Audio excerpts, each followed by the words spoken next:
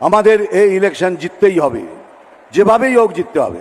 তৃণমূল মানে চোর ধরো। শুভেন্দু অধিকারী দিয়ে বাংলা দখল হবে না। শুভেন্দু অধিকারীকে গোড়া কট্টরপন্থী বিজেপিরা এখনো মন থেকে চায় না, কারণ শুভেন্দু অধিকারী এককালে ওইদিকে ছিলেন এবং বিজেপি হাটাও আন্দোলনে তিনি নেতৃত্ব দিয়েছিলেন এবং তার হাত রঙিন নারদা কেসে, তার হাত এখনো পূর্ব মেদিনীপুরে কান পাতলে শোনা যায় এসএসসি বা প্রাইমারিতে সব থেকে বেশি বেনিফিশিয়ারি কে ছিলেন, সেটার নামটা শুভেন্দু অধিকারী। আপনি সেটা আলোচনা করতে পারেন, বহু ভিডিও রয়েছে, বহু কিছু রয়েছে, আমি কোনো কন্ট্রোভার্সিতে যাব না, কিন্তু যেটা বাস্তবকে আপনি সরিয়ে দিতে পারবেন না। বাস্তবই থাকবে। শুভেন্দু অধিকারী বিরোধী দলনেতা তিনি হতে পারেন, কিন্তু একই মঞ্চে শ্রমিক ভট্টাচার্য তিনি যখন শপথ নিচ্ছেন তিনি বলছেন সবার সাথে চলতে চাই, তার 15 মিনিট আগে শুভেন্দু অধিকারী তিনি শুধু হিন্দুত্ববাদের কথা বলছেন। একই দলের দুজন হেভিওয়েট নেতা দুরকম কথা বলছেন, সুকান্ত মজুমদার অন্যরকম কথা বলছেন। তাহলে মানুষ বিভ্রান্ত যে কার কথা ঠিক আর কার কথা ভুল। দ্বিতীয় ব্যাপার হচ্ছে যে দিলীপ ঘোষ তিনি মুখ্যমন্ত্রীর সঙ্গে সৌজন্য সাক্ষাৎকার করেছেন, তারপরে তার দলের লোকরা গো ব্যাক, কালো পতাকা, এই সমস্ত। আরে যে লোকটা তোদের দলে 19 সালে 18 থেকে 20টা মানে সিট আনার জন্য মুখ্য ভূমিকা পালন করলো, সেই লোকটাকে তার নিজের কনস্টিটিউয়েন্সি থেকে সরিয়ে অন্য জায়গায় ভোট করানো হলো। আজকে দেশের প্রধানমন্ত্রী তিনি এসেছেন দুর্গাপুরে সেই কনস্টিটিউয়েন্সিতে, আজকে তাকে কি এমন তার কাজ পড়ে গেল, দল তাকে আজকে দিল্লিতে ডেকে নিল। এইগুলো একটা অদ্ভুত ধরনের মানসিকতা। এই ধরনের মানসিকতা যদি থাকে, কিভাবে তাদের সংগঠন চলবে? আমি যদিও তাদের রাজনীতি করি না, কিন্তু তাদের রাজনীতিতে দক্ষিণপন্থী রাজনীতি, তাদের রাজনীতির সঙ্গে সাধারণ মানুষের আইডিওলজি, অন্তত আমার আইডিওলজি মেলে না। বাঙালিদের প্রতি এই ধরনের একটা মনোভাব, এটা বিজেপির চিরকালই ছিল এবং সেটা এখন আরও বেশি করে প্রকট হয়ে উঠছে। এবং আমি এইটুকু বলবো, এই বাঙালি বিদ্বেষ কিন্তু তাদের ভোটের ভরাডুবির কারণ হবে 2026 সালে। হয়তো এখন কথাটা শুনতে আপনার ভালো খারাপ অনেক কিছুই লাগতে পারে, কিন্তু আমি মনে করি এই বাংলায় যারা ক্ষমতায় আসতে চাইছে, যাদের বিরোধী দলনেতা বিভিন্ন লোককে বলছেন 26-এ আপনারা থাকবেন না, ঢাক এবং ঢাকি উভয়ই বিসর্জন হয়ে যাবে অনেকে বলছেন, কিন্তু এই বাংলার প্রতি তাদের এত বঞ্চনা কেন? আমি অত্যন্ত লজ্জিত বোধ করি হাইকোর্টের একজন মহামান্য বিচারপতি অভিজিৎ গঙ্গোপাধ্যায় তিনি রাজনৈতিক ময়দানে নেমে তিনি তাদের দল জয়েন করেছেন, তাকে কি একটা কেন্দ্রীয় মন্ত্রী করা যেত না? বাংলার প্রতি এই বঞ্চনা কেন? বাবুল সুপ্রিয়র মতো একজন ইন্টারন্যাশনাল গায়ক, তার মন্ত্রিত্ব কেড়ে নিয়ে তাকে প্রতিমন্ত্রী করে দেওয়া হয়েছিল। বিজেপির এই বৈরিতা, বিজেপির এই বাঙালির প্রতি এই ধরনের মনোভাব, আমি বলে দিচ্ছি পশ্চিমবঙ্গের মানুষ কিন্তু সহজভাবে নেবে না। যতই বিজেপি চেষ্টা করুক, প্রধানমন্ত্রী ওই ডেলি প্যাসেঞ্জারই যতবারই করুক, আজকে এসেছে, ভোটের আগে হয়তো আরো 50 বার আসবেন, কিন্তু বিজেপির 50 পেরোনো কঠিন, মানে সিটের সংখ্যা পরবর্তী বিধানসভায় 26 সালে। এইটুকু আমার ব্যক্তিগত ধারণা। না, কে দখল নেবে, কে করবে, সে হাসিটা কে হাসবে, সেটা ভোট গণনার পরেই বলতে পারবে। আপনারাই দেখিয়েছিলেন, আপনাদেরই বিভিন্ন রকম মিডিয়ায় চর্চা ছিল, আগেরবার যখন লোকসভা ভোট হলো বিজেপি বুঝিবা জিতেই গেছে, এমনভাবে প্রত্যেকটা আপনারাই মানে যেটা আপনারা প্রি এবং মানে গণনার সময় ভোটের বিভিন্ন রকম সমীকরণ তুলে ধরে বিভিন্ন লোকের ইন্টারভিউ আপনারা করেছিলেন এবং বিভিন্ন জায়গা থেকে আপনারা দেখিয়েছিলেন যে বিরোধীরা চলেই প্রায় এসেছে, বিভিন্ন মিডিয়া দেখিয়েছিল। আমি কারোর নাম আলাদাভাবে নিচ্ছি না, আপনাদের চ্যানেলেও সেটা সম্প্রচার হয়েছিল, কিন্তু বাস্তবটা কি হয়েছে ভোট গণনার পর সেটা আমরা দেখতে পেয়েছি। এইটুকু মনে রাখবেন, বাঙালি অস্মিতা যে ধরনের মনোভাব বিজেপি শাসিত রাজ্যে তৈরি হয়েছে, বাঙালির প্রতি বৈরিতা বিজেপি শাসিত রাজ্যে যেভাবে তৈরি হয়েছে, এরা আমার রাজ্যে এলে আমার রাজ্যের যে বাঙালি তাদের ওপর যে অত্যাচার হবে না, তার কি গ্যারান্টি রয়েছে? কি গ্যারান্টি রয়েছে আমি জানতে চাই।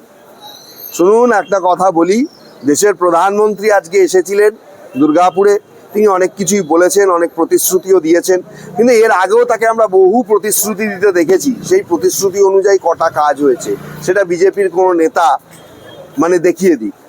আজকে বিজেপি আসার পরে আমি মানছি যে বহু জায়গায় বিজেপি ক্ষমতায় রয়েছে। আজকের ডেটেও ভারতবর্ষের 140 কোটি মানুষের মধ্যে অন্তত 50 থেকে 60 কোটি মানুষ দুবেলা পেট পুড়ে খেতে পায় না, অথচ দেশের প্রধানমন্ত্রী 2 কোটি টাকা দামের স্যুট পরেন। ঠিক আছে, আমি কাউকে ইন্ডিভিজুয়াল আক্রমণ করতে চাই না, কিন্তু আমি এইটুকু বলতে চাই, বিজেপির এই লোক দেখানো প্রীতি, এই প্রীতি দিয়ে কিন্তু আবেগপূর্ণ বাংলাকে দখল করা যাবে না। দিল্লির রাজনীতি বাংলায় খাটবে না।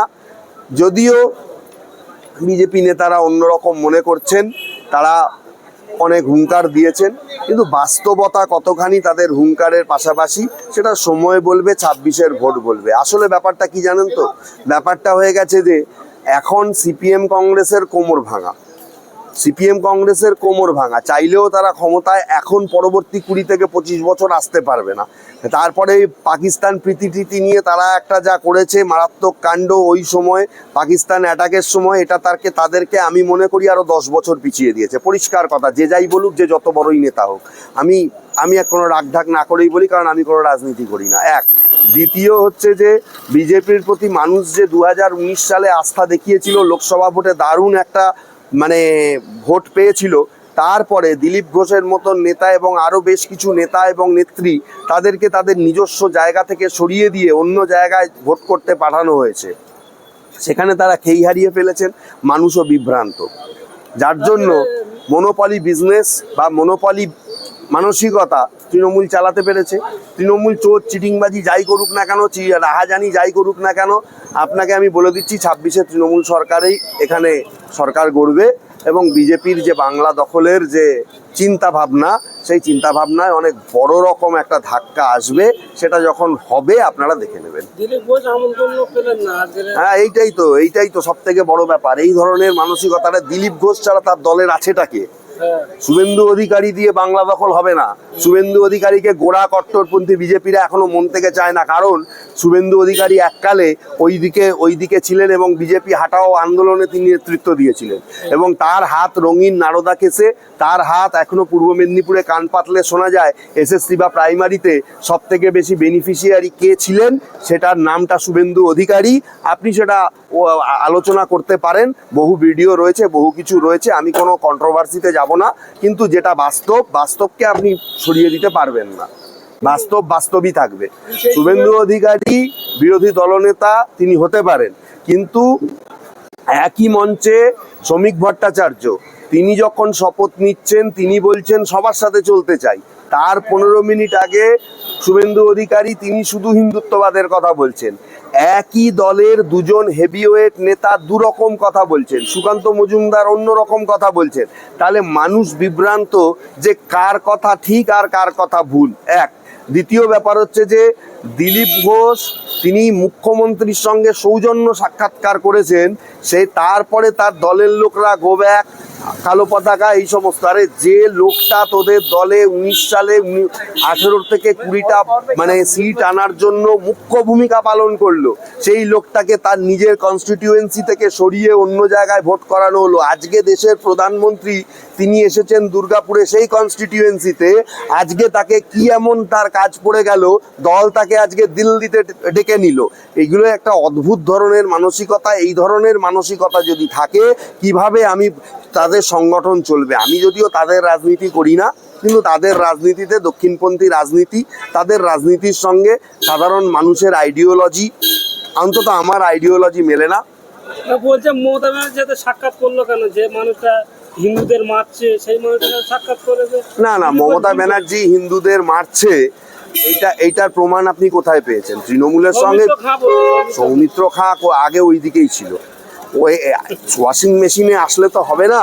মমতা বন্দ্যোপাধ্যায় সে হিন্দুদের মারছেন, এই ধরনের বিতর্কিত কথা বিজেপি যে বলছে, যখন আমি কাউকে প্রেস করছি না, কিন্তু এটা তো আপনাকে প্রমাণ করতে হবে। তৃণমূল হিন্দুরাও কিন্তু অনেক জায়গায় অ্যাটাক্ট হয়েছে। হ্যাঁ, কিছু জায়গায় হয়েছে, মুসলিমদেরকে একটু বেশি তোষণ করা হয়েছে, সেটা আমি অস্বীকার করছি না, কিন্তু হিন্দুরা অ্যাটাক্ট হয়নি এর কথা আপনাকে কে বললো?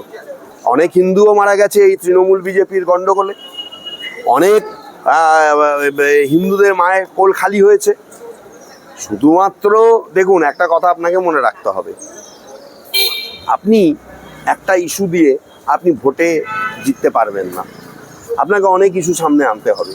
সেই ইস্যু সামনে আনতে গেলেই বিজেপির অন্যান্য রাজ্যে বিজেপির যে দমন পীড়ন নীতি বাঙালিদের বিরুদ্ধে, যেটা দিয়ে আপনার সঙ্গে আমার কথা শুরু হয়েছিল, সেই প্রসঙ্গে আমি আবার ফিরে যাচ্ছি। সেই নীতির কিভাবে আপনি বিরুদ্ধাচারণ করবেন, সেই নীতিটা আপনি বন্ধ করবেন কি করে? এখানকার বঙ্গ বিজেপির নেতারা যতই চেঁচাক, সেখানে বাঙালি তোষণ মানে বাঙালি বিদ্বেষী বন্ধ হবে না, এবং আজকে মিডিয়ার যুগে আপনি সেটাকে ঢেকে রাখতে পারবেন না। সুতরাং বাঙালির আপামর বাঙালির মনে একটা সংশয় তৈরি হচ্ছে যে এই দল যদি চলে আসে, তাহলে পশ্চিমবঙ্গের আপামর বাঙালি সাধারণ মানুষ, তাদের কি অবস্থা হবে?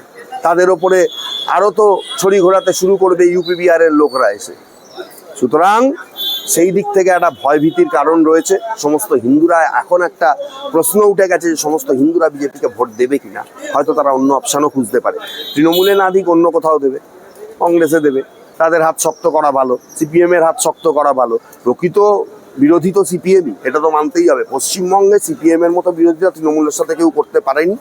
সিপিএম এখন আসতে পারছে না, তাদের নিজেদের নীতিগত ভুল রয়েছে, এবং আমি মনে করি যে কংগ্রেসের সঙ্গে একদিন তাদের বিদ্বেষ ছিল, এই কংগ্রেসের সঙ্গে হাত মেলানোটা তাদের একটা চরমতম ঐতিহাসিক ভুল। পরবর্তীকালে হয়তো তারা বুঝতে পারবে, অনেক বিজ্ঞ বড় বড় প্রাঞ্জল তারা নেতা আছে, তারা আমি মনে করি সিপিএম যদি একলা চলতো, হয়তো সিপিএমের সিট আগের থেকে বাড়তো।